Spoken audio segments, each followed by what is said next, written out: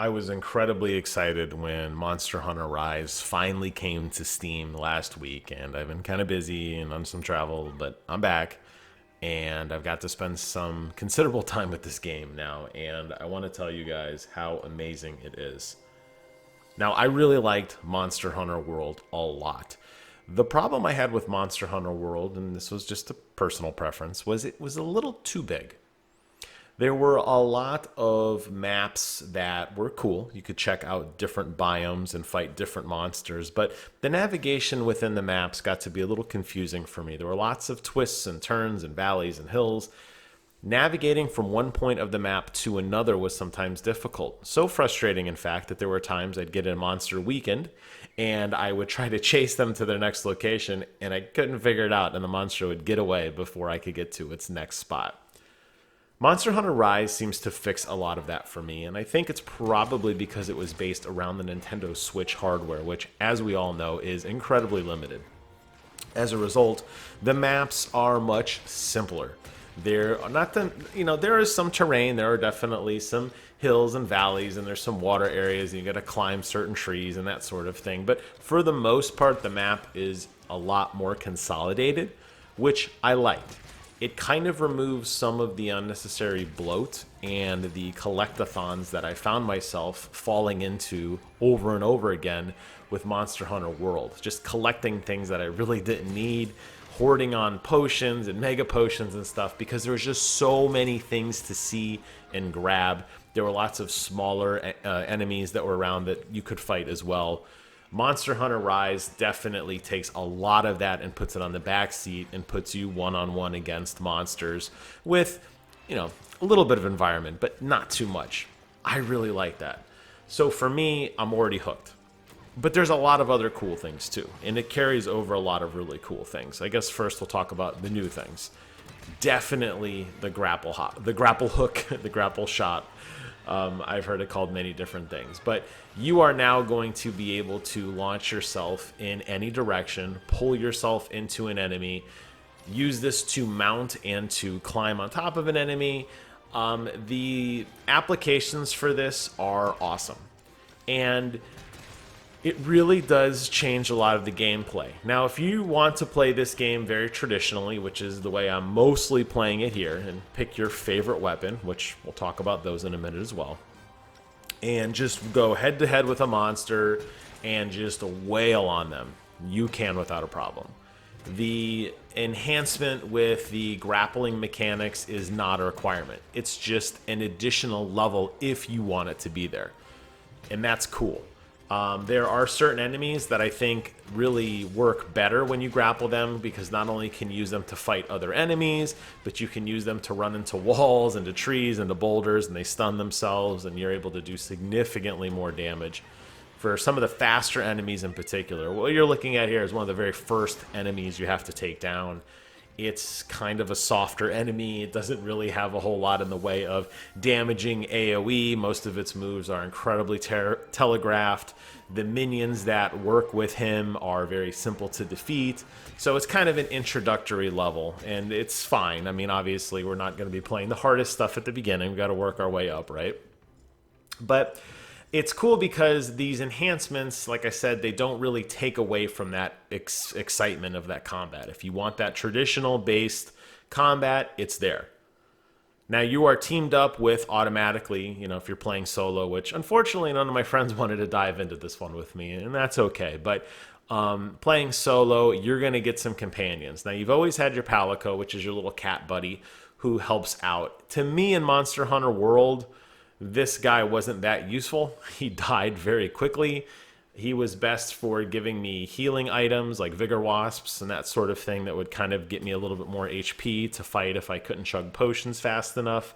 However, when it came to combat prowess, not so much there. But now you have a dog, and the dog is very aggressive. The dog basically will attack when you're attacking, kind of flee when you're fleeing.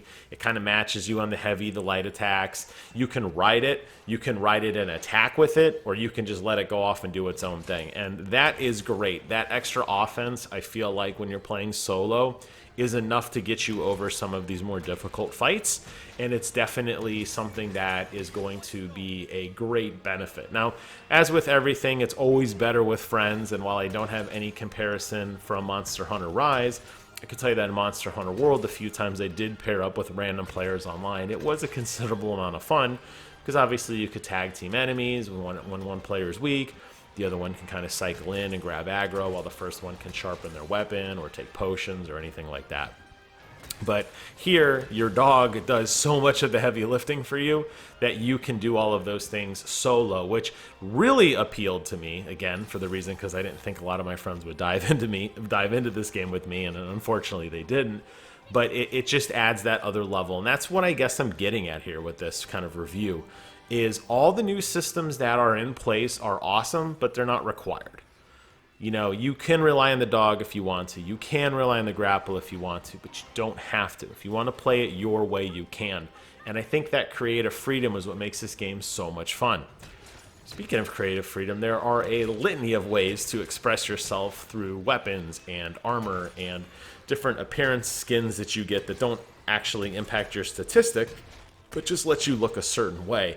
And of course, it is such a cool phenomenon when you get to kill an enemy, harvest them, and then use their body to kind of enhance yourself by getting better weapons, by getting better armor, so much so that you actually take on the physical appearance of the enemy that you have defeated. If you like a certain look of an enemy, farming them over and over for parts will give you enough of their materials in which you can create a suit of armor that looks very similar to them. Same with weapons, a weapon that looks very similar to their type of weapon. And you can use any type of monster on any weapon, but it seems to me the game is suited to use enemies that traditionally do more slashing type attacks. You would traditionally use them for swords. Enemies that are more ranged, I think work a little bit better with the bowgun. And I think that enemies that are more smashing and kind of brute force work best with blunt weapons like the hammer, which is one of my favorites in this game. So it's cool that you can kind of harvest those parts and make your character into the person you want to be. As with any RPG, there are trade-offs, and certain sets of armor are really good for certain things and not so good for other things. So it pays to do your homework and figure out what enemies are weak to and strong to so that you can be best equipped and get those extra defenses and extra offensive statistics to make the combat even that much easier. It's incredibly frustrating going into combat with a weapon that is against a monster that is strong to that type of weapon, and you'll just see your damage numbers trailing off, and it's so frustrating. Doesn't mean you can't beat them, it's just going to take an exceptional amount of time. So being able to figure out what works well against who and farming out for those types of components is a big part of the lore. Obviously, the game wants you to just use the in-game resources to figure this out, but you know as well as I do, if you're lazy, you can look online and figure out what works best for what. All enemies are weak to any type of weapons. All enemies will die to any type of weapons. You just got to find the play style you like. Do you want to be fast and up close with a pair of daggers? Do you want to be far away using a big heavy machine gun? Do you want to be somewhere in the middle? There's a litany of weapons to select from. There's a litany of armors that you can select from. And depending on which companions you select, again, playing solo, you can kind of customize them as well by hiring additional companions that have different attributes that focus on more tank-like characters, or characters that tend to do more offensive damage or a little more reckless. And you can really start to customize your experience here and get yourself a character and a groove that you really, really like. It's always fun to me after completing a particularly tough fight, going back and seeing what kind of upgrades I can get for my favorite weapon, or starting an entirely new weapon. You know, there's nothing wrong with having 2 or 3 of the exact same item, one of which that focuses on a certain type of damage over another. As with most Monster Hunter games, Weapons that are sharp do more slashing damage. There's a chance for breaking parts in a way that you're actually like severing limbs, as opposed to blunt weapons, which typically do more stuns and different types of breaks in that way as well. There's a litany of items in this game that you can toggle through during combat, from potions to whetstones, which are required to keep your weapon in, peak performance during fights. There's different barrels you can get that you can set off as explosive traps. You can actually try to trap the monster instead of killing them by electrocuting them or tranquilizing them and putting them to sleep so that you can harvest their parts that way. There's a lot of different ways to kind of peel back that combat and peel back what experience you want. And some parts can only be gotten by killing an enemy, while some parts can only be gotten by putting them to sleep. So there is going to be a somewhat of a level of grind here. But because there are so many missions that constantly pop up, with hot missions of the day, what they call urgent missions, and the story missions, which is going to take you basically through and hunting systematically, monster by monster, biome by biome, I feel like the experience never gets dull. Sometimes you'll be going out on quests or expeditions to take out large enemies.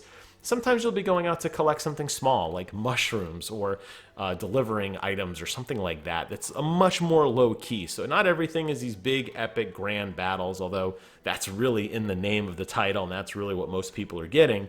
But my point is that there's a lot of variety to this game, and it really just, percolates across the entire spectrum.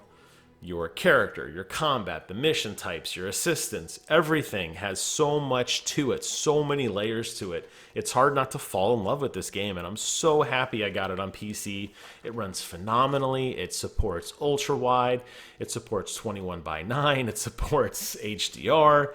I'm getting a rock solid 60 frames a second. I mean, I could go even higher, but 60 just is fine, and it looks beautiful for this game. It's tons of fun. So do yourself a favor, if you are a fan of this genre and you did enjoy Monster Hunter World, or if you were somebody like me who really liked World but felt it was a little too much, give Rise a chance. I think you'll like it. Thank you guys so much for watching. Take care of yourselves. And until next time, I will see you guys on the other side.